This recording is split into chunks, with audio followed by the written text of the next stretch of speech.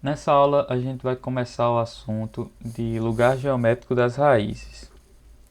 Então, o lugar geométrico das raízes é uma técnica, um gráfico que vai mostrar o comportamento dos polos do meu sistema à medida que eu vario um ganho K. Para entender melhor, vamos analisar aqui esse diagrama de blocos de um sistema em malha fechada. Então, o que o meu lugar geométrico das raízes, o meu gráfico vai mostrar é como os polos do meu sistema em malha fechada, então os polos desse sistema, considerando o laço de realimentação, variam quando eu vario esse K aqui, esse ganho, de um K igual a zero até um K tendendo a infinito. Esse método é muito utilizado para o projeto de controladores, principalmente na parte de controle clássico, que envolve PID. Então eu vou mostrar para vocês, dar um spoiler do que seria o lugar geométrico das raízes de um sistema mais complexo. Como é que ficaria? Então vamos lá. Esse meu sistema ele tem 4 polos. Começando aqui pelo P1, P2, P3 e P4. E teria um zero, Z1. Esses polos e zeros, eu estou falando do meu sistema em malha aberta. Então nesse caso, seria os polos e zeros do meu G de S. E aí, o que o lugar das raízes vai mostrar é eu variando o K, como é que esses polos se comportam para o meu sistema em malha fechada. Ou seja, considerando agora que meu sistema é todo esse conteúdo aqui, todo esse sistema com o laço de realimentação, No ponto de vista do controle, seria o meu sistema já controlado, por assim dizer. Então, esse gráfico me deixa analisar várias coisas qualitativas e também, de certo modo, quantitativas.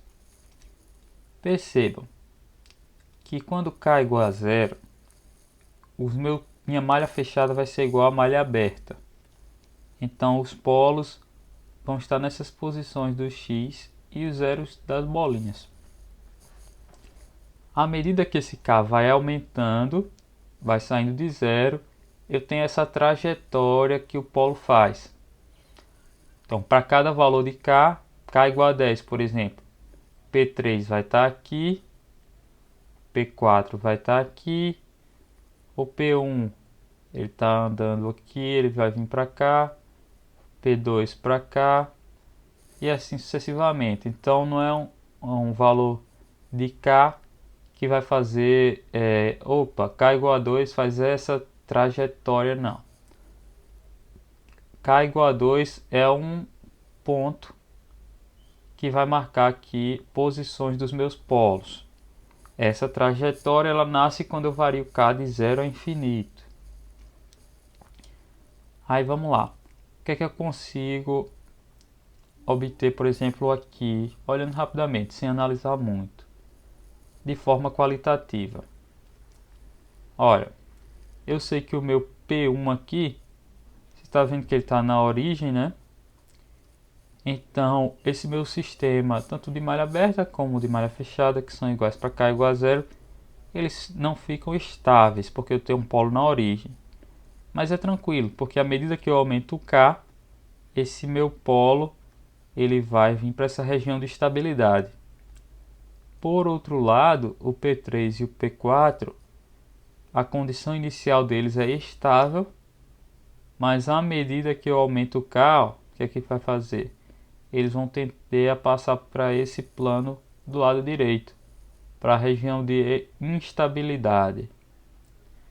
Então, o que é que acontece aqui? Vamos supor que isso acontece com meu K igual a 120. Isso significa que eu só vou conseguir trabalhar nesse sistema dentro da região de estabilidade enquanto o meu K for entre 0 e 120. para um K maior do que isso, eu já sei que esse meu sistema vai ser instável, né? Beleza? Tem outras coisas que dá para analisar, mas vamos deixar mais para frente. Aqui eu só quero que vocês entendam de forma geral o que significa o gráfico. Para cada ponto de K, eu vou ter uma posição dos meus polos em malha fechada. Olhando para esse sistema aqui, a minha função de transferência em malha fechada, ela vai ser dada por Kg de S 1 mais Kg de S. E essa região do denominador que vai me dar os polos, né? Então, quando eu faço 1 mais Kg de S igual a 0 e resolvo isso para S, eu vou ter cada um desses polos aqui. À medida que eu vario esse K, os polos vão mudar de posição. E é isso que o gráfico vai estar retratando. Então vamos lá. Os polos do sistema em malha fechada são dados pela equação 1 mais Kg de S igual a 0, que eu chamo da minha equação característica, que nada mais é do que a equação do denominador do sistema igual a 0. Nesse caso, o sistema em malha fechada é 1 mais Kg de S. Quando é igual a 0, eu chego a essa minha equação característica aqui. De forma equivalente, eu posso escrever essa equação assim, né? E aí, o que é que eu escrevi aqui? Para cada valor de K, os polos do sistema em malha fechada são os valores de S que satisfazem 1 mais Kg de S igual a 0. Então, aquilo que eu acabei de comentar. Beleza? Os polos do meu sistema em malha fechada vão ser os polos que satisfazem essa equação, né? Resolvidos aqui para S, os valores de S. E aí esse K, quando eu vario, eu vou mudando a característica desses polos. Eu vou mudando a posição deles. E quando eu seto um valor de K, beleza, eu teria aqui, por exemplo, 1 mais 2G de S. Esse aqui é o denominador do meu sistema em malha fechada.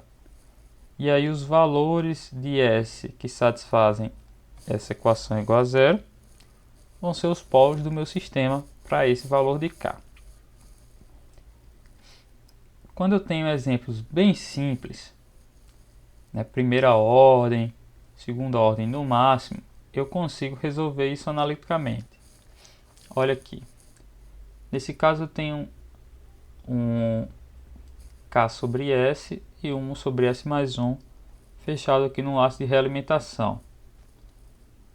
Para o método funcionar, é muito importante que eu coloque nessa forma aqui. 1 mais Kg de S igual a 0.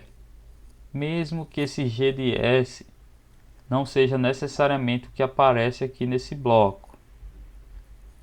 Então, ele vai ser o que aparece nesse bloco quando eu tiver o sistema bonitinho aqui nessa forma.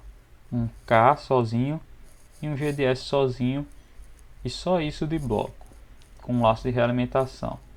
Nesse caso aqui eu já tenho um K sobre S, né? Então, o meu G de S, que eu vou considerar para usar o método, é o que aparece quando eu coloco o sistema nessa forma aqui. Então vai ficar 1 mais K, 1 sobre S, S mais 1, igual a 0. Então, esse daqui seria o meu G de S. Beleza? Até por ser um diagrama de bloco aqui em série, esse S ele podia muito bem estar aqui, né? Então não tem esse problema. Ficaria 1 sobre S, S mais 1 vezes 1K. E eu vou resolver essa equação para S e deixar ela em função de K. Então nesse caso, S ao quadrado mais S mais K é o que? É quando eu boto esse 1 para esse mesmo denominador. Deixo tudo no mesmo denominador. Então eu fico com isso daqui igual a 0. Minha equação característica. Esse S sobre S mais 1, S vezes S mais 1 eu passo multiplicando pelo 0 que fica 0. Então minha equação característica se resume a S ao quadrado mais S mais K. Dessa forma, é uma equação quadrática, né? E usando o teorema de Bhaskara eu consigo encontrar o valor de S como sendo menos 1, mais ou menos raiz de 1 menos 4k sobre 2. Então aqui eu construí o meu lugar das raízes, o meu desenho do lugar das raízes. Perceba que para esse g de S que eu estou considerando, eu tenho dois polos, um em 0 e outro em menos 1. Então está aqui um polo em 0 e outro em menos 1. O que acontece com os polos à medida que eu vario k? Quando k igual a 0, eu tenho a mesma situação da minha malha aberta, um em 0 e outro em menos 1. E aí, perceba que esse k ele parte de 0, né? Então, ele parte bem pequeno. Então, esse 1 está se sobressaindo. À medida que ele aumenta, ele vai tender a ter o mesmo valor de 1, né? Quando ele tem esse mesmo valor de 1, que é para k igual a 1 quarto, os dois polos ficam com um valor de menos meio. O que isso acontece, se a gente for analisar, é que esse polo em menos 1 ele anda aqui para a direita e o outro polo em 0 ele anda aqui para a esquerda. E esses dois polos se encontram aqui nesse valor de menos meio.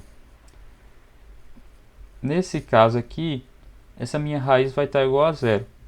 Quando eu aumento o k mais ainda, esse termo vai se sobressair. E aí essa minha raiz vai ficar negativa, sendo então um número complexo, um par complexo conjugado. Então o que acontece é que essas raízes se encontram aqui em menos 1 meio, e à medida que eu aumento k, uma vai para cima e a outra vai para baixo, virando um par complexo conjugado. Vamos ver agora esse outro exemplo. Nesse outro exemplo, o meu k já está aqui isolado e o meu g de S já está isolado aqui. Então, ela já funciona quando eu coloco na forma 1 mais k g de S, eu já fico com um g de S sendo essa mesma coisa que eu tenho no bloco. Então fica mais simples, né? Nesse caso, quando eu igualo isso aqui a 0, eu chego na seguinte equação característica, que resolvendo aqui para S, eu consigo deixar, eu só tenho um polo e um 0, né? Eu consigo deixar meu polo como sendo S igual a menos k mais 3 sobre k mais 1. E aí qual é o comportamento desse polo? Se eu for ver o meu lugar das raízes, comparando aqui com o g de S, né? Eu vou ter um polo em menos 3 e um 0 em menos 1. E aí, para k igual a 0, meu polo vai estar em menos 3. Para k igual a 1, meu polo vai estar em menos 2. Para k igual a 100, igual a 5 primeiro. Menos 8 sobre 6. E aí para 100, a gente vai vendo que ele vai se aproximando cada vez mais de 1. Né? Aqui ele, em 100 ele está bem próximo. E infinito ele chega a 1. Então, o comportamento desse polo aqui é se aproximar do zero. À medida que eu aumento k, ele vai caminhando aqui até chegar na posição que esse zero está. Beleza? Por fim, a gente vai ver um terceiro sistema que é g de S igual a S mais 1 sobre S, S mais 2. E aqui eu já estou dando direto o g de S, então eu sei que na minha equação característica eu vou ficar com 1 mais k g de S igual a 0. Resolvendo isso, eu fico com S ao quadrado mais 2ks mais k igual a 0. Quando eu aplico o teorema de Bhaskara, eu chego a menos 1 menos k sobre 2, mais ou menos raiz de k ao quadrado sobre 4 mais 1.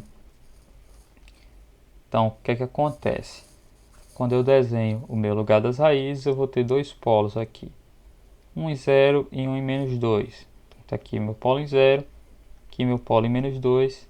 e eu vou ter um zero em menos 1. Para k igual a zero, os polos ficam na posição original. Para k igual a 1, o que acontece?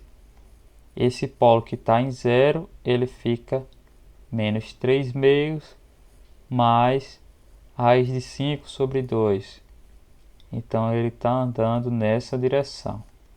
E esse polo que está em menos 2, ele fica menos 3 meios menos raiz de 5 sobre 2. Então ele está andando nessa direção aqui. À medida que esse número fica bem maior do que 1, esse polo que está em 0, ele tende ao valor do 0, 1, do 0 que está em menos 1, né? Então esse polo, à medida que eu aumento k, ele vem se aproximando do menos 1. E esse segundo polo, à medida que eu aumento k, ele vai crescendo indefinidamente. Isso aqui a gente consegue ver por quê? Perceba que quando esse k for muito maior do que 1, essa parte aqui vai se sobressair. E aí eu vou omitir esse 1 aqui porque ele vai terminar para um determinado valor de k ficando irrisório. Então eu chegaria a um menos 1 menos k sobre 2 mais ou menos k sobre k ao quadrado sobre 4, né, na raiz. E isso ficaria menos 1 menos k sobre 2 mais ou menos k sobre 2 para um número muito maior do que 1. Então, se eu pegar o polo positivo, isso aqui vai se cancelar, eu vou ficar só com menos 1. Se eu pegar o polo negativo, eu vou ficar com menos 1 e 2 vezes menos k sobre 2, que é o meu menos k. Pessoal, a gente consegue analisar esses sistemas usando essa técnica do lugar das raízes para sistemas muito pequenos, de ordem aí 1, no máximo 2, consegue analisar analiticamente, né? A gente consegue resolver a equação característica para S e descrever ela em função de K. Mas quando eu tenho sistemas de ordem superior, maior do que 2 pelo menos, fica muito complicado. Então existe um procedimento para a gente fazer o desenho desse lugar das raízes. E é isso que a gente vai ver em seguida.